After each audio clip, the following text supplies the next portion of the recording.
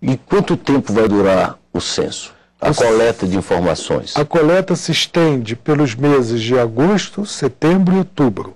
Final de outubro, 31 de outubro, o IBGE conclui o trabalho de visita a 58 milhões de domicílios, vai ao longo desses 3 meses processando material, publicará um primeiro número em 31 de outubro, para que a gente já tenha noção do tamanho da população em cada município, e ao final de novembro, mais precisamente 27 de novembro, o IBGE publicará os dados da população de cada município brasileiro, e é esse número que o Tribunal de Contas da União fará uso para a repartição do FPM para o ano de 2011. FPM, Fundo de Participação dos Municípios. Fundo de Participação dos Municípios Brasileiros. E vai ser possível utilizar a internet para responder, em vez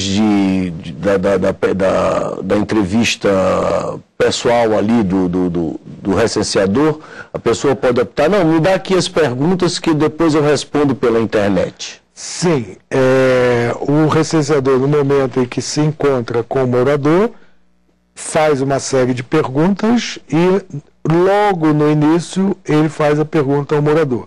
Você quer responder o questionário que nós chamamos presencialmente ou pela internet? Se a sua resposta for pela internet, ele anota que aquele domicílio terá a resposta pela internet e entrega ao morador um envelope lacrado com uma senha que ele terá para acessar o site do IBGE na internet. Então, nesse momento é importante destacar que o IBGE não vai mandar e-mail para casa de ninguém informando que ele foi sorteado para responder o censo pela internet. Ao contrário, é o indivíduo que vai acessar o site do IBGE, mas somente depois de receber do recenseador esse envelope com a senha. Mas será que qualquer pessoa que tenha computador e acesso à internet vai poder fazer isso, ou vai ter que ter alguma especificação técnica, banda larga, alguma coisa que facilite esse tráfego de informação? Não, ele precisa do envelope com a senha. E a partir daí ele acessará. Se ele tiver um acesso à internet pela banda larga, a velocidade que ele terá para responder poderá ser mais rápida do que uma que não seja banda larga, dependendo do canal de escada que ele tenha.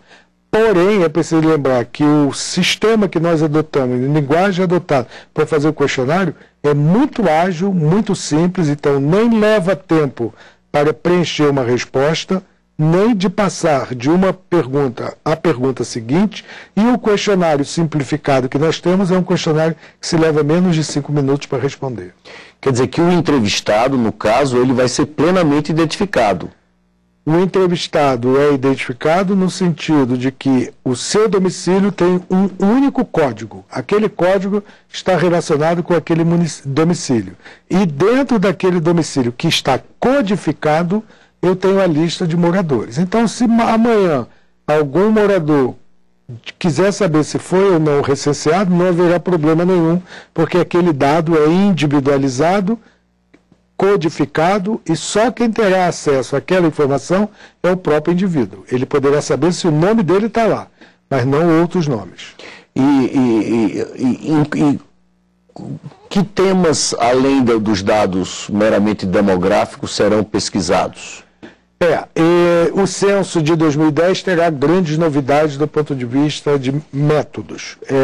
Levantaremos informação sobre o domicílio na hora de começar a entrevista e antes mesmo de fazer a entrevista, sobre o entorno daquele domicílio, para saber se é um domicílio localizado numa rua que tem saneamento, calçamento, iluminação pública, calçadas com acessibilidade para pessoas com deficiência, se são áreas com algum tipo de poluição ou área de risco, ou seja, para que entendamos melhor onde mora o cidadão brasileiro. Depois disso, fazemos perguntas sobre o domicílio e depois sobre os moradores do próprio domicílio.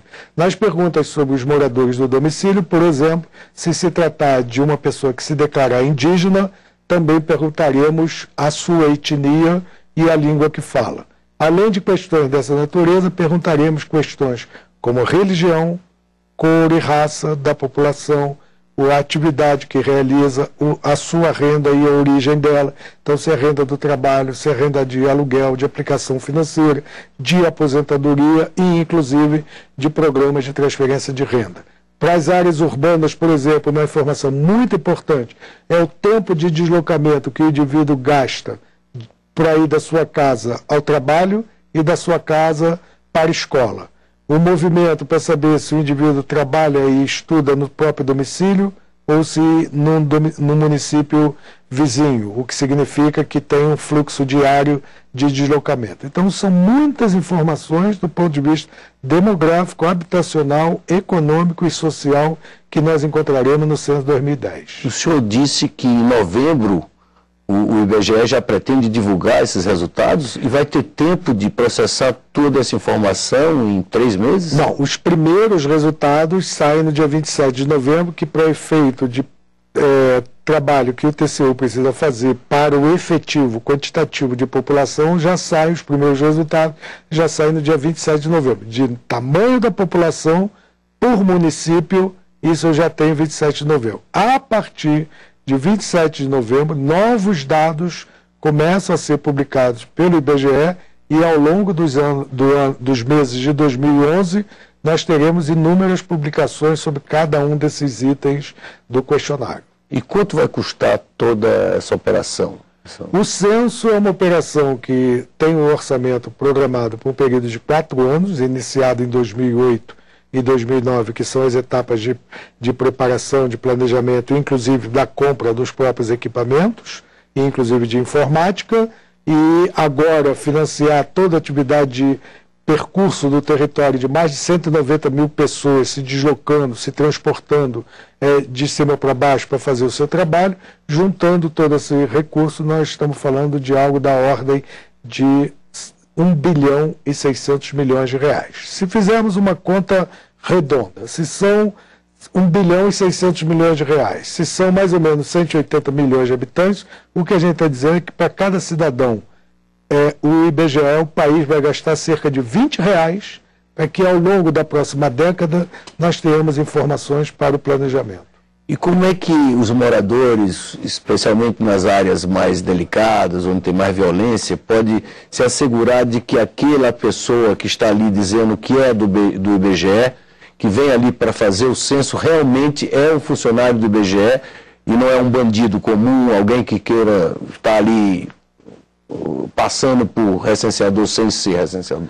Bom, nós temos 3 aspectos importantes a tratar nesse momento, que é a visibilidade do censo. Primeira é a campanha publicitária que nós faremos nos próximos dias para tornar visível o trabalho do censo em todas as mídias no país. Segundo, a própria visibilidade institucional, como dando a conhecer a toda a sociedade o que nós estamos fazendo, como, por exemplo, aqui agora. E, em terceiro lugar, todo recenseador brasileiro terá que se apresentar devidamente uniformizado para realizar o seu trabalho. O nosso recenseador, ele vai ter que utilizar um colete tal como esse daqui, todos eles usando o mesmo uniforme.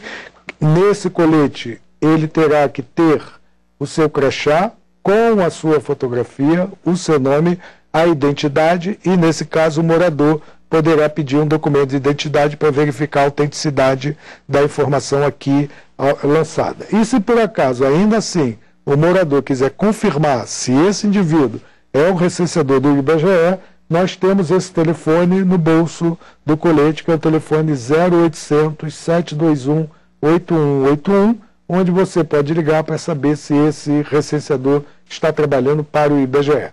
E o nosso telefonista estará à disposição de 8 da manhã às 10 horas da noite. Então, esse é o uniforme do recenseador. O censo tem essa logomarca e é assim que ele deverá se apresentar. É claro que nos primeiros dias, distribuir essa logística de 190 mil coletes pelos 190 mil recenseadores pode demorar um pouquinho mais, porque pode chegar um colete pequeno para alguém que precisa de um tamanho G. Então tem os primeiros dias de acomodação, mas assim que a operação começar na sua rotina normal, todos estarão usando a mesma roupa. E o recenseador poderá ir em horário fora do expediente, bater na casa de alguém para pedir informação? Pode, desde que haja, em primeiro lugar, que seja atendido e que, de preferência, haja alguma combinação dessa natureza. Mas vejamos, por exemplo, se a gente fala em Brasília, com uma população que reside nas cidades satélites, em que muitos residem fora de Brasília e se deslocam muitos diariamente para Brasília e retornam ao final do dia. Outros retornam apenas no final da semana. Então, muitas vezes eu encontrarei situações em que o recenseador se deslocará para uma determinada vila, para um bairro, e os moradores estão em outra cidade como Brasília. Então, em cidades como essas, Brasília, no Rio de Janeiro, Salvador, Porto Alegre, São Paulo, é comum que o recenseador precise utilizar outros horários, seja voltar à noite ou inclusive no final de semana e até mesmo feriado para fazer o seu trabalho. Doutor Eduardo, muito obrigado pela entrevista. Nós vamos acompanhar de perto, a TV Senado tem todo o interesse em focar essa mega operação do Censo 2010. Eu conversei com o doutor Eduardo Pereira Nunes, presidente do IBGE, e o tema da nossa conversa foi o Censo 2010.